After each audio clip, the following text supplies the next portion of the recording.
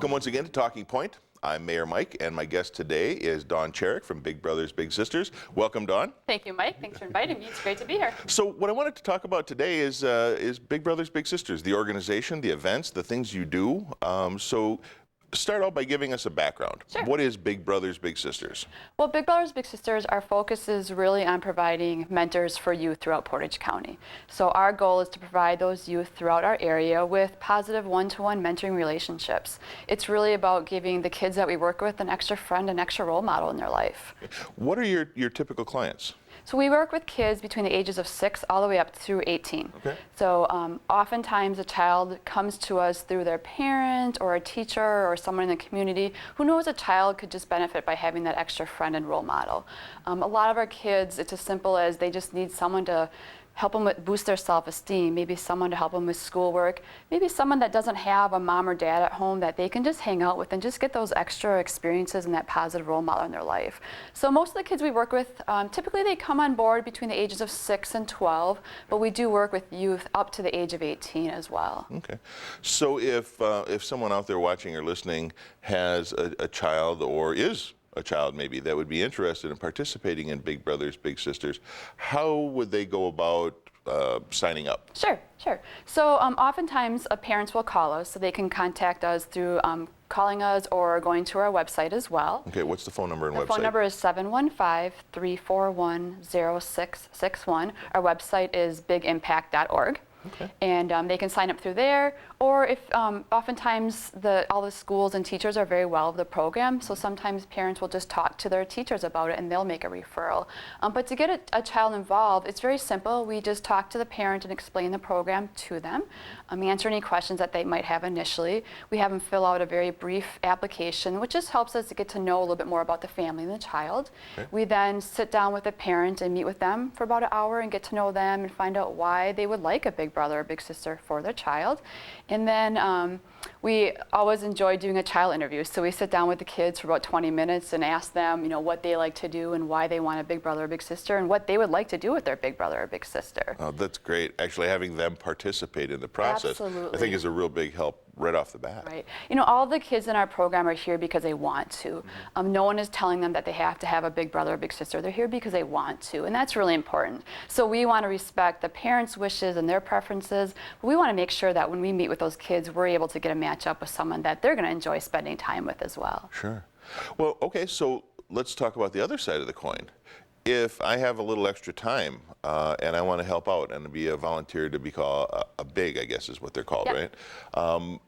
What qualifications do you have? What sort of time commitment, and how do I get involved? Sure. Well, we do ask that our volunteers be able to commit for at least 1 year.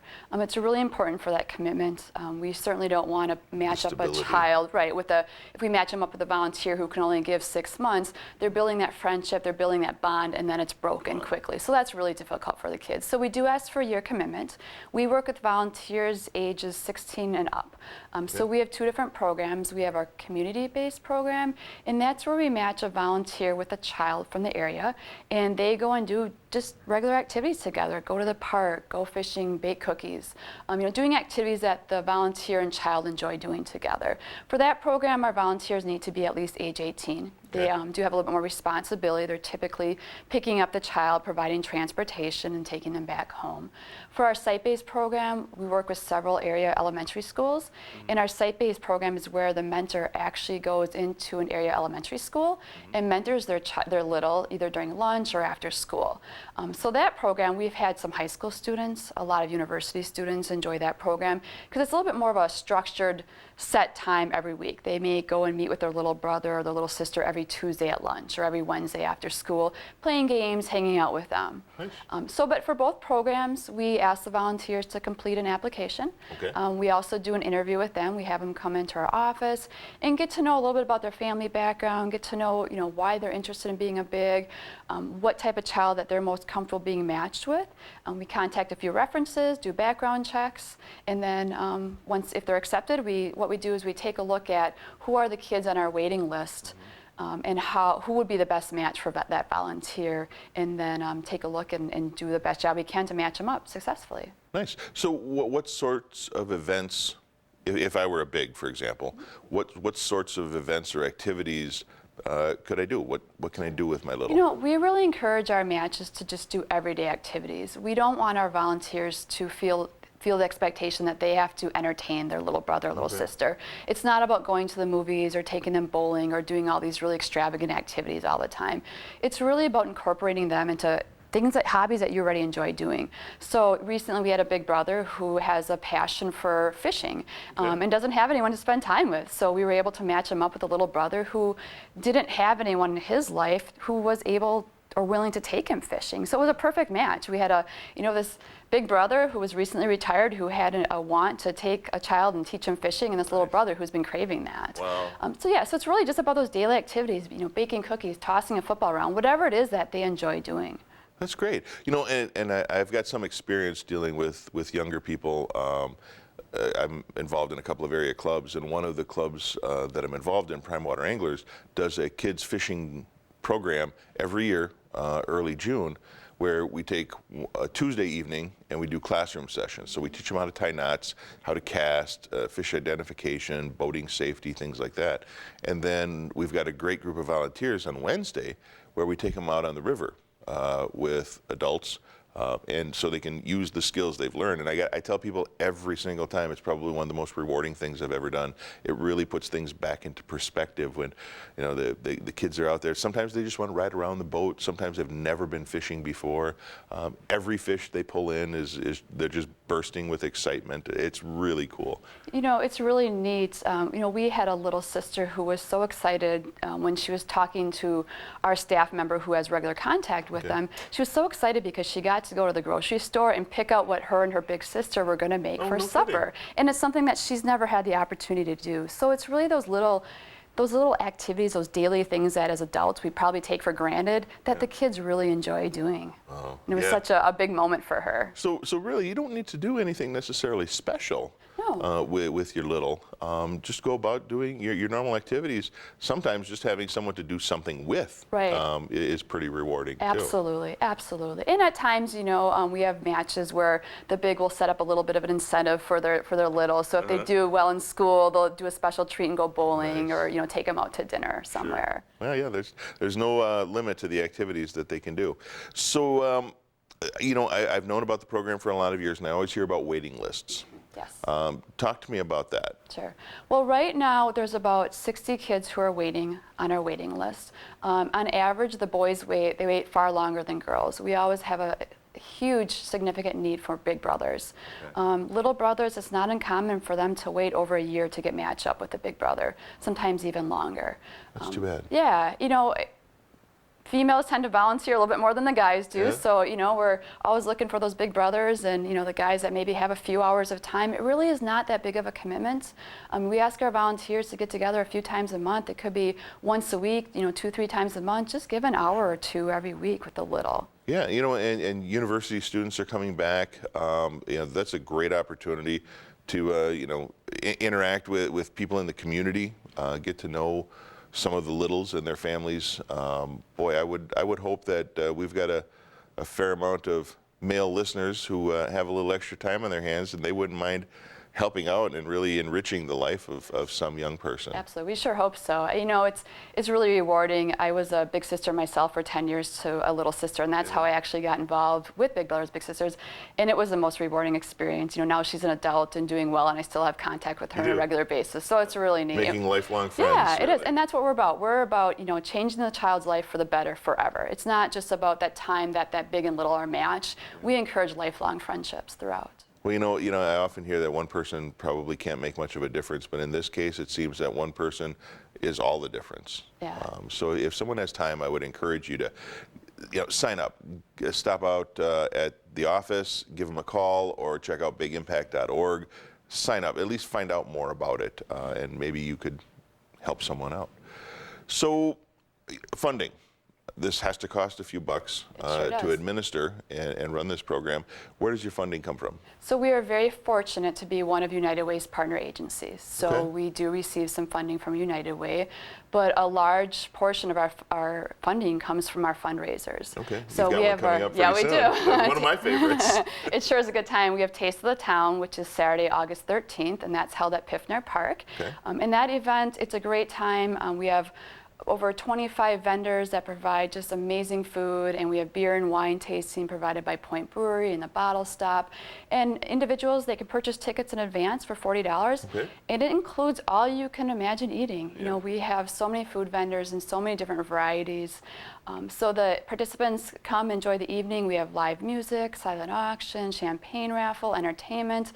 It's just a really great event, and it's so beautiful along Piffner Park, along the river there. It is, and you never go home hungry. No, you sure don't. One of my favorite things about it is the ability to sample food from all these vendors. Now you have all sorts of local food vendors, restaurants. I know Ski's Meat Market is in there, and Grazzi's every year. Michelle's, Christian does a lot. When I go to these restaurants, I obviously can't sample everything on the menu.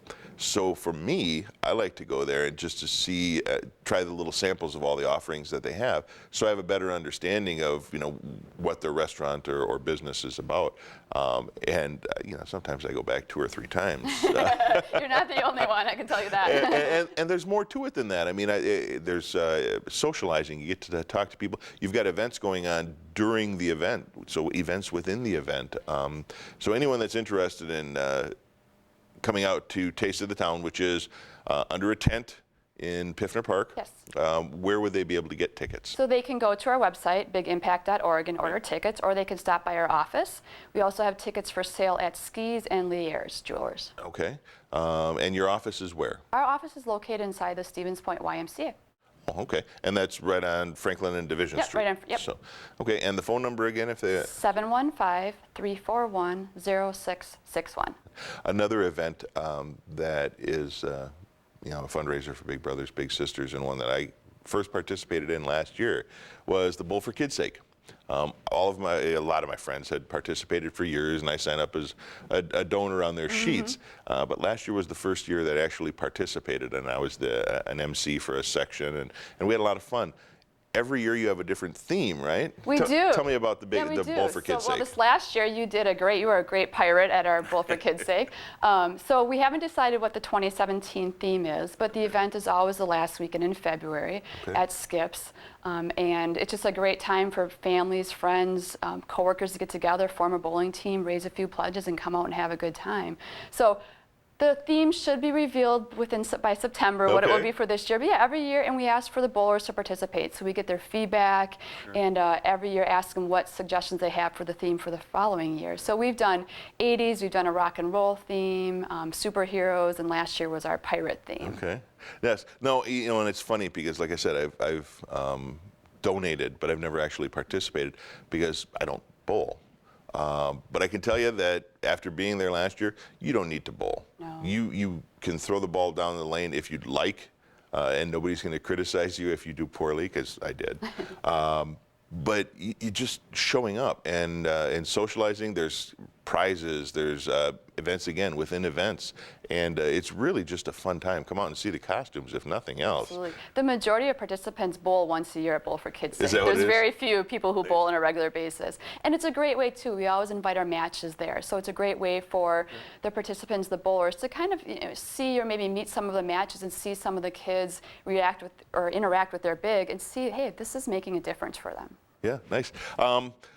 Is there anything else that you may want to tell our listeners or our viewers about Big Brothers Big Sisters that I may have overlooked? Sure. You know, I think the biggest thing, just to reiterate, is, you know, there is such a huge need for volunteer bigs, especially Big Brothers. Yeah. You know, I could go on and on about the impact stories that we've heard from the kids, but when we go into the area elementary schools and we see that child's face light up knowing that their big brother or big sister is coming to see them, or we go to that school and that teacher says, hey, you know, Johnny is so much better behaved on Tuesday because he knows his big brother is coming. That just means the world to us, and it makes such a big difference to the kids. And I don't think people fully understand what a couple hours a month really means to a child, and just having that undivided one-on-one attention, just someone that cares for them consistently, it's so important for our youth. And we have so many more kids throughout our area that really could benefit from having a big brother or big sister. Yeah, I understand completely, and I've, like I said, I've had some peripheral experience with dealing with that. Partnering with young people to just give them the experiences really means absolutely everything to them. So I would hope, I've always been a big proponent of the fact that we're all in this together. We're on the same team. We should be helping each other. This is a perfect example of that. So I'm really hoping that after people watch this and listen to it, that you'll get some calls, and hopefully we can close that gap between the needs and the resources. One more time, if you could, phone number, address, and website if people want more information on Big Brothers Big Sisters. So to contact us, we're at 1008 Division Street, which is in the YMCA. Our website is bigimpact.org, and our phone number is 715-341-0661. Perfect. Well, thank you very much for coming on the show today. I want to remind everybody out there that if you have questions or comments, you can either contact my office or Big Brothers Big Sisters directly. Hope to see you at Taste of the Town. And until next time, I'm Mayor Mike, and we've been Talking Point.